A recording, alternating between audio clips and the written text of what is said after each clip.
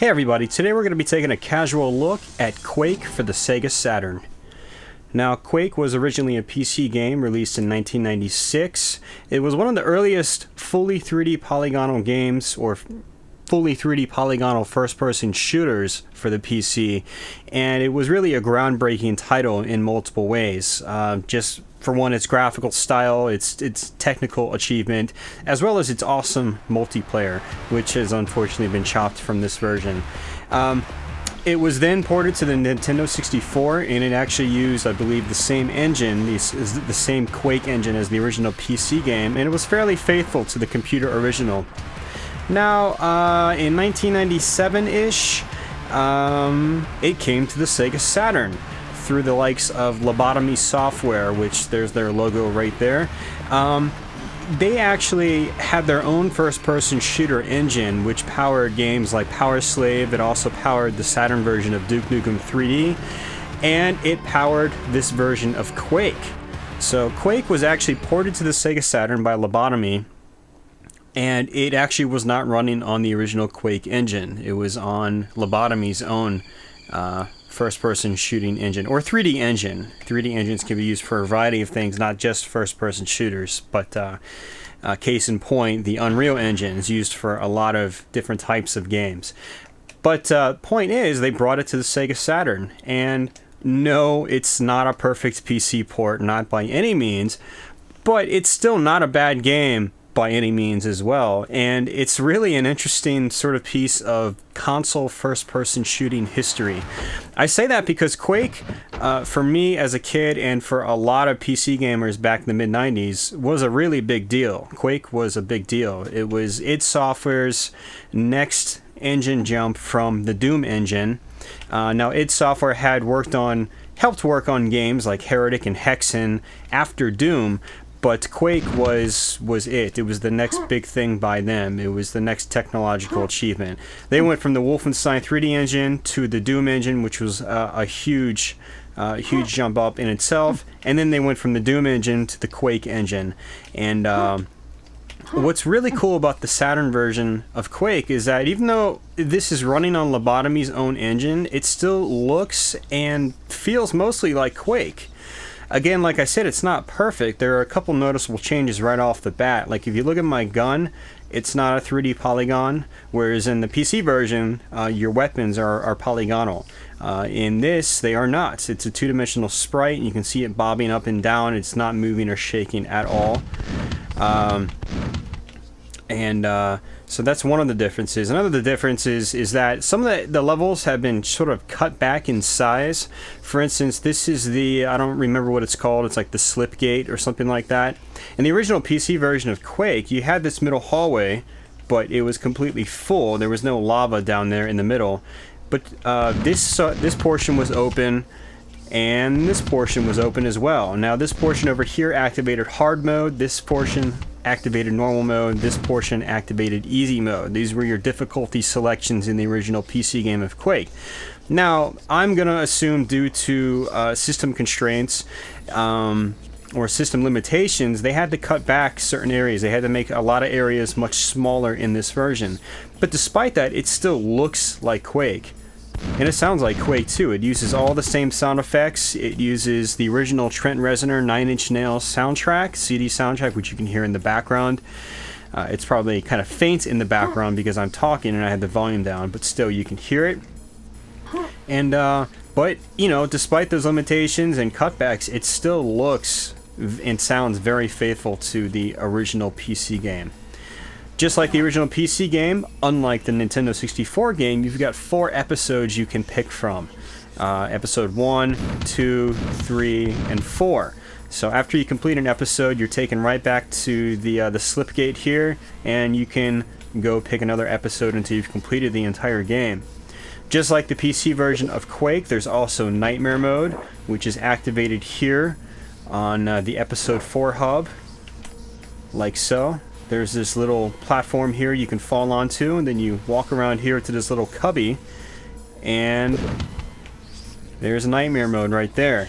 Now, for those of you guys that have played or have thought about playing Rage, there's actually, an Easter egg inside Rage that basically mimics that little hallway and it takes you to a little Quake mini world where you can gather a Shambler plushie, which a Shambler is one of the big bad enemies in this game, one of the biggest enemies in this game. He's almost like Quake's version of the Cyber Demon from Doom, except he's not quite as challenging. But anyways, let's go ahead and get into a stage. Now, for those of you that have played Quake, you've probably at least played this first episode, and I'm talking other versions of Quake, not the Saturn version. So let's go ahead and do that, as that's what people will probably be the most familiar with. And you will be able to tell the differences right away. So, even though this game looks and sounds a lot like Quake on the PC, it does have its differences in the gameplay department. Now, Quake on the Saturn just feels... I mean, movement feels okay. It actually feels a good bit like PC Quake. It's not as fluid and smooth as the Nintendo 64 or PC original versions, but it does feel pretty good in that regard. However, the problem I have with this game is the enemy movement and how your bullets react to them. And now, it's kind of hard to describe, but the enemies move really sluggish. They look like they're walking in molasses. And I don't know what causes this, but sometimes your bullets don't hit the enemies properly. Sometimes they don't register properly. It is really weird. The enemies don't react the same way as they do in the PC when you shoot them. Again, it's really hard to describe, but if you play the PC or the Nintendo 64 version and then you come straight back and you play the Saturn version of Quake, you'll know exactly what I'm talking about. It's strange. I don't know if it's a quirk of Lobotomy's engine, or if it's a quirk in that if it has anything to do with maybe your... Well, no, I'm not even going to go there. But, it feels weird, and that's actually my biggest complaint about this version of Quake. One of the coolest things, though, is the new lighting effects in this game. Now look how the lighting is just kind of like bouncing off the wall, and it's very pronounced, and that is really, really cool. These lighting effects actually aren't in the PC version of Quake, and it was actually... If you look at the back of the box in the Saturn Quake, the lighting effects are actually used as a selling point for this game. Now you can tell the level has been cut back quite a bit because in the PC version this wall is not here; it's completely open, and it's got even some more options for the pillars and so forth in the PC game. So you can tell things have been cut back, but the lighting effects are really cool. Again, they aren't in the PC version. Even the PC version's GL Quake add-on patch, which was a free patch that you could download, you know, its lighting effects aren't even quite like this. Like, look, every time I fire, it just lights up around me, and I'm gonna die, and it doesn't really matter. But it's cool. I definitely like the new lighting effects. It's definitely one of the coolest things about this game. So we're at actually about the 8.5 minute mark, and so I'm going to go ahead and wrap this up in the next couple of minutes. But what I'm going to do is actually get back out to the slipgate and select a different episode so you guys can check out a different episode. Now, whereas Duke Nukem 3D on the Sega Saturn has Sega Saturn Netlink support, which was a dial-up modem, or it was a modem, and you can dial up other players with the modem directly over the phone line and play multiplayer matches. And, you know, you can still do that today. If you know someone with a Netlink, you can do that. Unfortunately, Quake doesn't have Netlink support, so there's absolutely no multiplayer in this game. Now, it's understandable. There was no way in hell they were going to be able to pull off split-screen multiplayer in this, so I completely understand that. But if you buy this version of Quake, you're basically relegated to just the single-player option. So that's kind of a shame. I think this would have made a really good multiplayer game, a one-on-one game at least, and a co-op game over Netlink, and I really don't know why they didn't add it, because Sega was kind of pushing the Netlink when this was out. But, you know, I digress. It's kind of a neat game if you're a fan of Quake. Now, if you never played Quake before, you might actually enjoy this version more than I do, because again, I'm kind of a PC purist when it comes to Quake. And you know, some of the quirks in this game I'm not a huge fan of, like the hit detection of your bullets. There's some times where, actually there was one time I was actually trying to do a long play of this game, a failed long play. I haven't completed it yet, but I was shooting an ogre. They're the guys that actually toss out grenades at you, and they have a chainsaw in their other hand. I kept pummeling him with a double-barreled shotgun, and I was literally almost right in his face, and the hits were not registering. I literally wasted like 30 bullets on this guy.